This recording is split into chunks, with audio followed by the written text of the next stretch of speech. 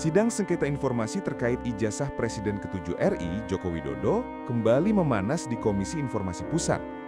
Ada 3 temuan besar yang bikin publik heboh. Apa saja kejanggalannya? Kejanggalan pertama datang dari KPU Surakarta. Dalam sidang, mereka menyatakan bahwa arsip pencalonan Jokowi saat maju sebagai wali kota Solo sudah dimusnahkan. Ketua Majelis, Rospita Vici Paulin, langsung melayangkan instruksi tegas. PKPU nomor berapa yang menyatakan arsip itu dimusnahkan? KPU menjawab, dokumen itu termasuk kategori arsip musnah berdasarkan PKPU nomor 17 tahun 2023 dengan retensi 1 tahun aktif dan 2 tahun inaktif. Masalahnya, argumen ini dinilai janggal. Mengapa? PKPU itu baru terbit tahun 2023. 1. Tahun 2025 belum lewat 3 tahun masa retensi minimal.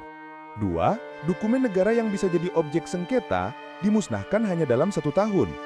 Majelis pun menegaskan akan menelusuri prosedur pemusnahan arsip tersebut lebih dalam. Kejanggalan kedua muncul saat UGM dimintai penjelasan soal dokumen perkuliahan Jokowi. Hasilnya apa?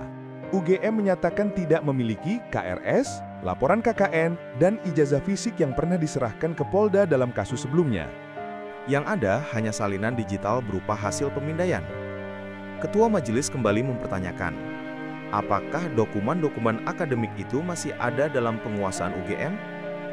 Masalah ini semakin diperbesar karena sidang belum menyentuh data pribadi.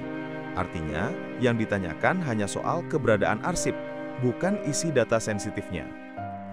Ketiadaan dokumen akademik ini membuat publik bertanya-tanya, bagaimana mungkin universitas sebesar UGM tidak memiliki arsip lengkap alumninya, apalagi seorang presiden? Kejanggalan ketiga datang dari hal yang terlihat sederhana tetapi penting, yaitu administrasi resmi UGM.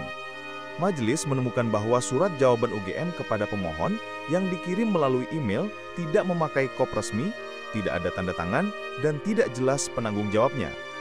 Rospita menegaskan, ini badan publik, surat resmi harus dijawab secara resmi, tidak boleh asal.